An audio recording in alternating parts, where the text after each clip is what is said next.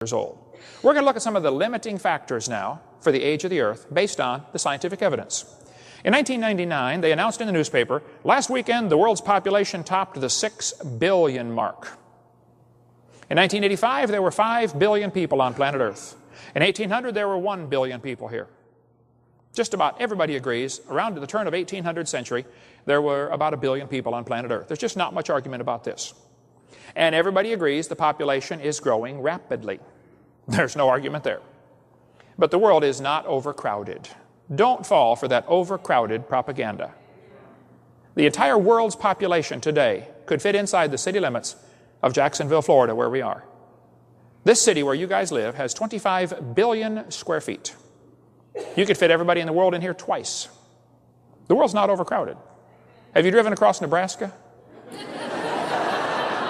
Or Kansas, or Wyoming, or Montana? Drive across Texas. Anybody ever driven across Texas before? You can go for 3 days. Are we still in Texas? Yeah, you're still in Texas. Look, if it's overcrowded where you are, move. Okay? Because the rest of the world is not overcrowded. All right.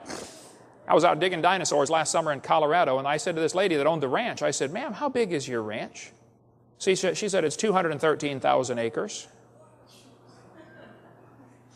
I said, what's property cost out here? She said, oh, about $17 an acre. I was up in Barrow, Alaska, last September. Talk about north. That's as far as you can get. You get Arctic Ocean after that. We went up and touched it, of course, you know. I said, how many people live in this county? He said, well, this county is called a borough up here. It's the North Slope Borough. It is about twice the size of Ohio. It's about 50% bigger than the whole state of Florida. Just one county has a population of 10,000. I said, what's property cost up here? He said, cost? Come on up. I'll give it to you. How much you want? Back when Jesus was here, the population on planet Earth was about 1/4 billion people. 250 million. There were lots of censuses done at that time. That's why Jesus was born in Bethlehem. I mean, all the rulers tried to count their people so they could tax them, you know. Nothing's changed over the years. So it's pretty well established that the population was about 250 million at the time of Christ, and it's now 6 billion. And if you plot the numbers on a graph, you can see it points clearly to the entire population starting about 4,400 years ago, when 8 people got off of Noah's Ark.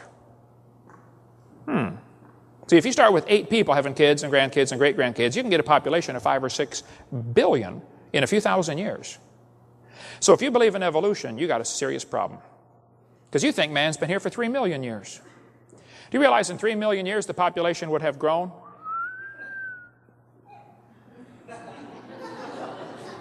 Right now there'd be 150,000 people per square inch.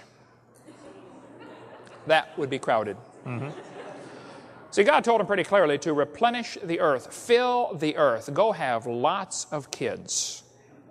He designed the world to be inhabited. That's why he formed it, Isaiah 45 tells us. He formed it to be inhabited.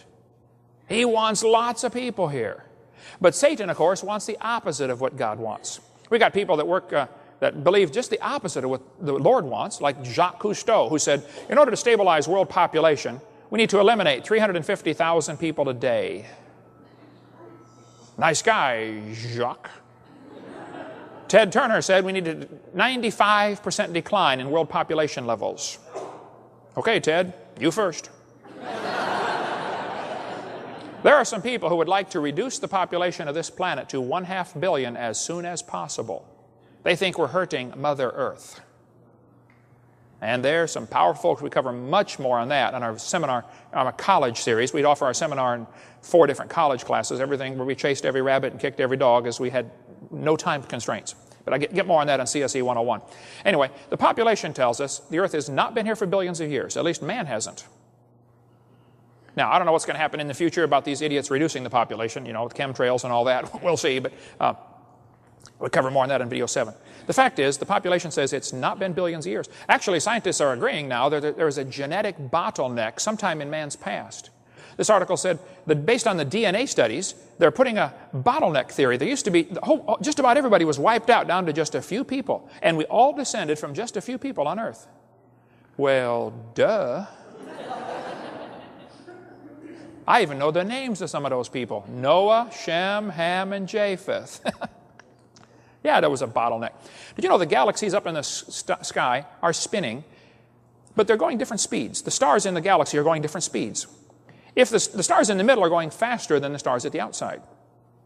If the galaxies were billions of years old, they would no longer have these spiral arms. The spiral arm galaxies are proof they are not billions of years old.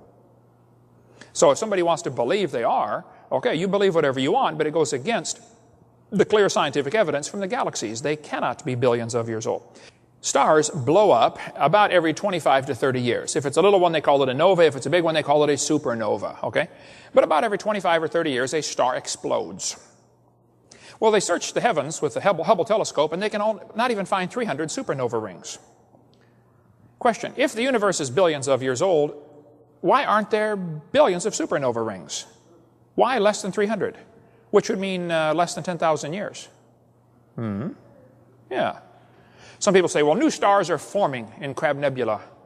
No, there is no evidence of new stars forming.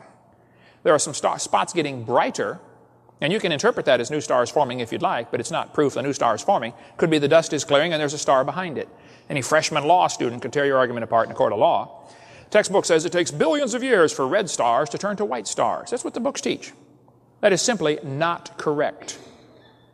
We have overwhelming evidence that stars do change. They fall apart, they burn out.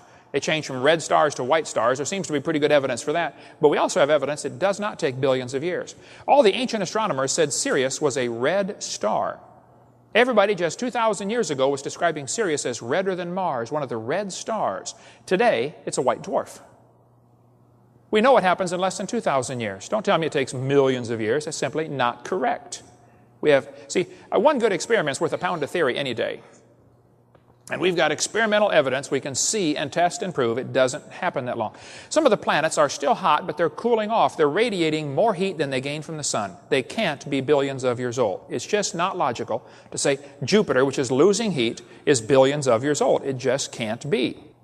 Jupiter has a little moon called Ganymede. Ganymede has a strong magnetic field. When it was discovered about this strong magnetic field, they said, wow, that's strange.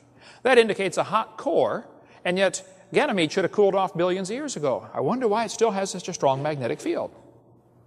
Well, I can tell them why. You see, about 6,000 years ago, God created everything. Ganymede's not even 6,000 years old yet. Well, a few days older than that. It's real simple. Saturn has rings around it, but the rings are unstable and they're moving away from the planet. There are all kinds of factors that are affecting the rings of Saturn. Gravitational pulls and things like that. There's a good article about it in the book by Walt Brown, In the Beginning.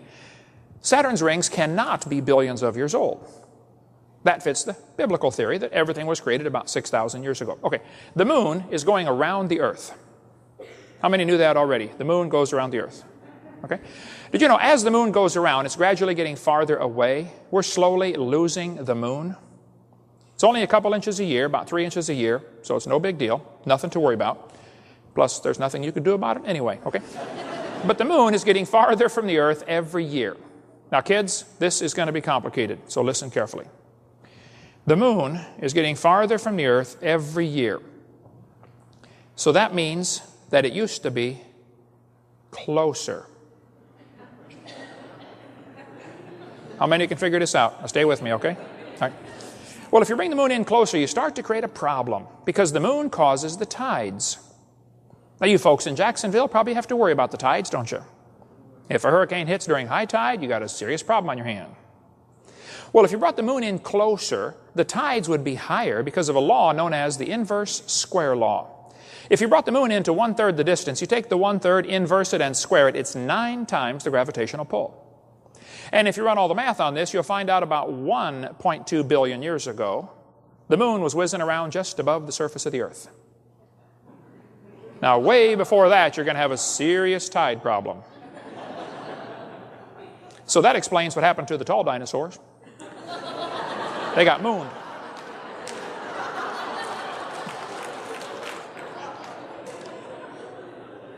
Comets are flying around through space, but comets are constantly losing material. That's what the tail is blowing off of a comet. It's losing part of itself, okay? You can't just keep losing and losing. Pretty soon, it's gone. You know, it's kind of like your checkbook. See, if your outgo exceeds your income, your upkeep will be your downfall every single time. Well, these comets are losing material, and it's been estimated they can't last more than about 10,000 years. Okay, well then I have a question. If the Earth is billions of years old, and if the universe is billions of years old, why do we still have comets? I mentioned this in a seminar one time, that this is an evidence that the universe is not billions of years old. Just the very existence of comets, like Halley's Comet, it proves it's not billions of years old. And this one atheist went home and devoted an entire website against me. There are now over 1,000 anti-Hovind websites. Type in Kent Hovind on the search engine and watch your computer melt. They hate me out there. So we spent about 2 months here